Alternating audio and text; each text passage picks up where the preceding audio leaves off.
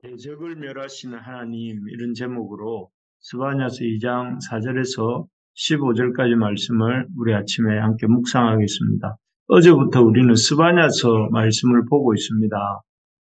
스바냐서 말씀을 통해서 이렇게 이 이스라엘 유다를 포함한 이 주변 나라들에 대한 하나님의 심판에 대해서 이렇게 하나님께서 말씀하시는데요. 그 어제 말씀을 통해서 우리는 스바냐 선지자를 통해서 하나님의 심판이 어떤 것인지에 대해서 이렇게 보았습니다. 스바냐 선지자가 전해주는 하나님의 심판의 특징은 첫째는 가깝고 빠르게 임한다 하는 것이었습니다. 흔히 사람들이 말하는 것처럼 하나님의 심판은 아주 오래 걸리고 더디게 임한다 생각하죠.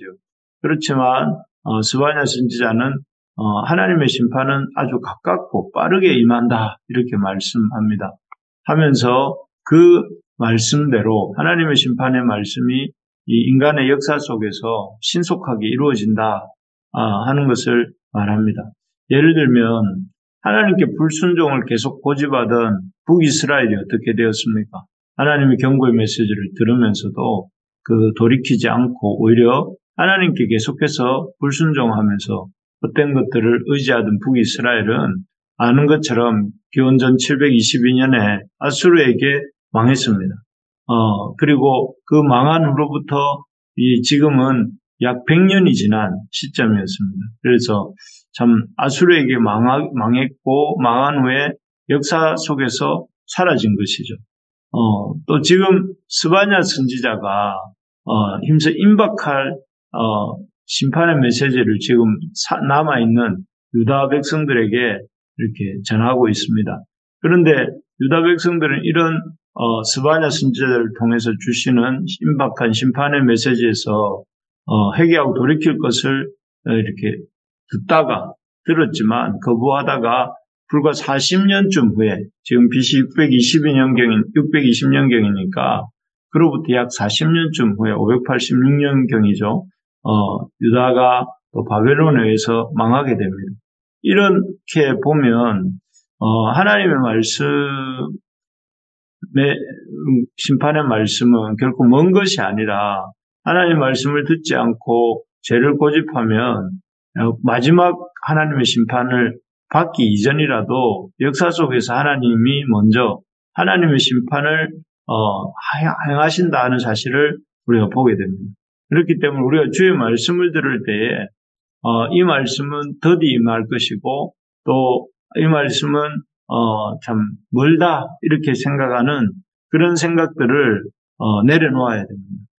우리가 주의 말씀 앞에서 주의 말씀은 먼 말씀도 아니고 또 이루어지지 않을 말씀도 아니기 때문에 하나님의 말씀을 들을 때에 곧 이루어질 것처럼 생각하면서 그 말씀 앞에서 순종하는 겸손한 태도를 가지고 잘 들어야 되겠습니다.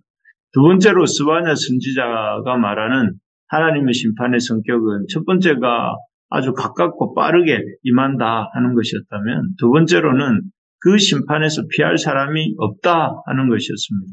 그래서 어제 본 것처럼 이 지혜 있다 하는 사람이든 또 물질이 많다 하는 사람이든 그 어떤 사람이든 모두가 하나님의 심판 앞에서 참 이렇게 이 심판을 받게 된다 하는 것이죠.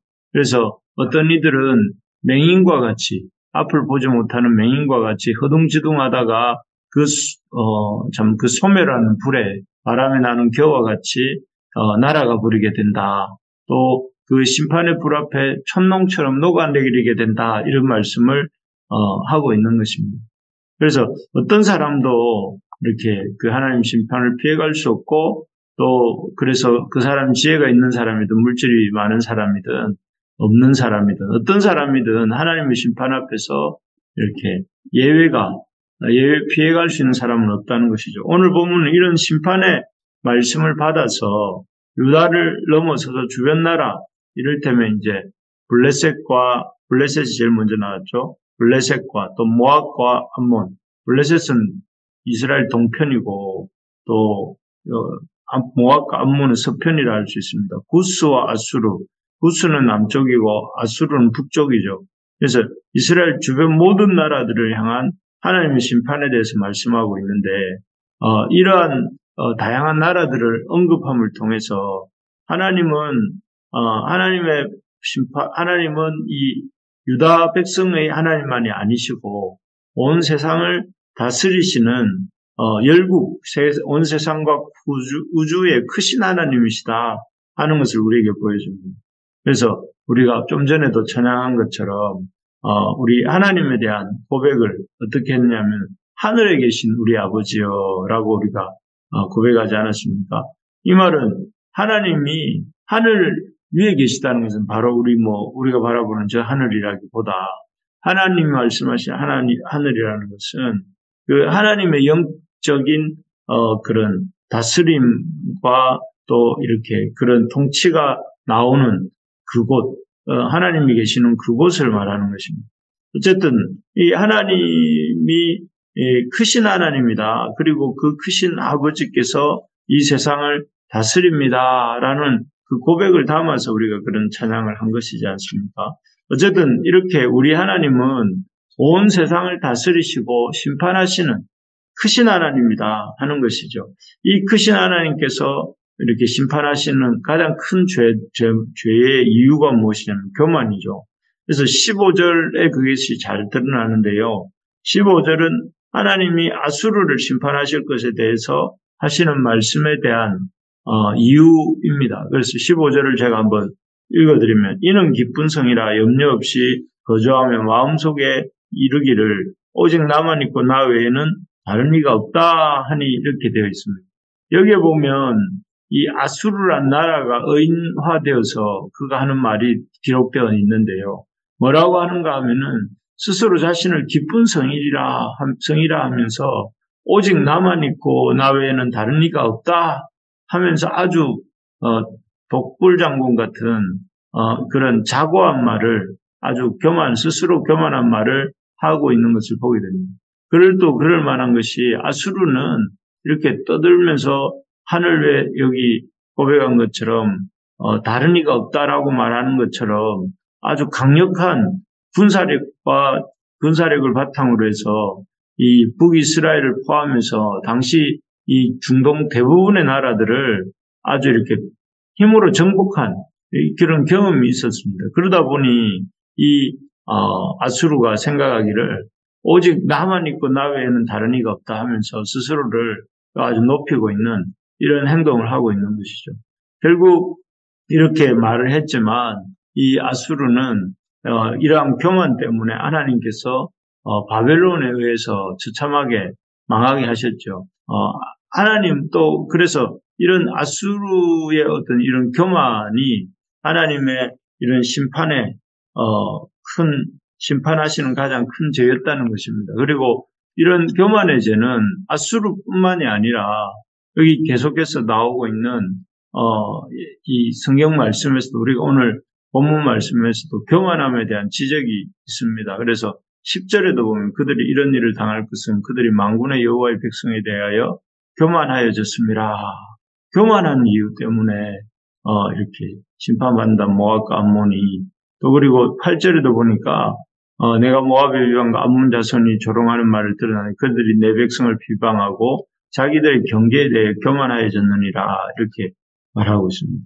그래서 이런 교만 때문에 하나님이 그들을 심판하시고 또 그렇게 한다는 것이죠. 두 번째로는 이 하나님의 이런 온 세상에 심판하실 때에 첫 번째가 교만의 죄 때문에라면 두 번째는 열국을 다스리는 하나님께서 이렇게 심판하시는 죄는 하나님의 백성들을 괴롭게 하는 죄입니다. 하나님께서는 스바냐 선지자를 통해서 당신의 주변 나라들을 심판하시는 이유들을 쭉 말씀하십니다. 그런데 이런 말씀들 중에 반복적으로 등장하는 것이 주변 나라들이 유다 백성들에 대한 관련된 언급입니다. 예를 들면 8절에 보시면 모압과 암몬 자손을 심판하신 이유를 말씀하고 계시는데요. 여기 보면 내가 모압의 비방과 암몬 자손이 조롱하는 말을 들었나니 그들이 내 백성을 비방하고 자기들의 경계에 대하여 교만하여졌느니라 이렇게 그만하였느니라 이렇게 되어 있습니다. 여기에 보면 이들이 모압과 암몬 자손을 심판하시는 이유가 뭔가 하면은 그들이 땅의 경계와 관련해서 유다 백성을 비방했다 하는 것입니다. 그래서 유다 백성에 대한 비방에 대해서 하나님이 이렇게 책망하시는 것이죠. 그리고 이어지는 블레셋에 대한 심판의 말씀을 하시면서는 그들을 말씀하시면서는 그들을 벌하시고 그 땅에서 쫓아내신 후에 7절에 보면 뭐라고 되어 있습니까? 그 블레셋 사람들을 쫓아내신 후에 벌하시고 쫓아내신 이후에 7절에 보면 유다족 속에 남은 자에게로 돌아갈지라고 하면서 그 블레셋이 빼앗았던 땅을 유다족 속에게 돌려주실 것을 이렇게 말씀하고 계시죠. 그래서 또 앞으로 이제 아까 읽었던 15절에 나오는 아수르에 대한 하나님의 심판 이유도 그들이 하나님의 백성이었던 북이스라엘을 짓밟은 죄 때문이었지 않습니까? 이처럼 하나님은 열방에 대한 하나님의 심판에 대해서 말씀을 하시면서 당신이 열방도 다스리신 하나님이다 하는 것을 우리에게 보여주시는 동시에 당신의 백성인 유다에게 이 주변 나라들이 행한 죄를 지적하고 또 그 죄에 대한 어떤 징계를 보여주시면서 그리고 궁극적으로는 이스라엘을 회복시킬 것을 말씀하고 있습니다. 그렇습니다. 이 하나님은 열방에 대한 심판에 뿐만 아니라 유다와 그 남은 자에 대한 회복의 말씀을 하시고 계신 것이죠. 하나님께서는 하나님의 백성들을 대적하는 자들, 대적하는 상황들을 이런 것들을 보아 넘기지 않으십니다. 반드시 하나님의 자녀들을 대적한 그것들을 무너지게 하시고 심판하신다 하는 사실을 보여줍니다. 이를 통해서 하나님께서 당신의 백성을 아주 이렇게 신원하시는 그 억울함을 풀어주시고 불의한 일을 당할 때 그것을 의롭게 해주시는 그런 분이시다 하는 것을 보여주는 것입니다. 정말 그렇습니다. 하나님께서는 당신의 백성들을 살피시고 또 돌보시는 분이십니다. 그래서 당신의 백성들을 벌하시는 것 같지만 그 궁극적인 목적은 당신의 백성들을 바르게 하시고 또 회복시키시는 데 있습니다. 이 사실을 붙잡을 때에 우리가 징계 가운데서도 넉넉 낙심하지 않고 소망을 가지게 되죠. 그래서 참 하나님이 이 땅을 심판하실 때 그 심판의 중요한 부분 중에 하나가 바로 지금까지 말씀드린 것처럼 하나님의 백성들을 괴롭힌 자들을 징계하시고 또 하나님의 백성들을 이렇게 보호하시고 또 그들을 새롭게 하시기 위해서 하신다 하는 것이죠.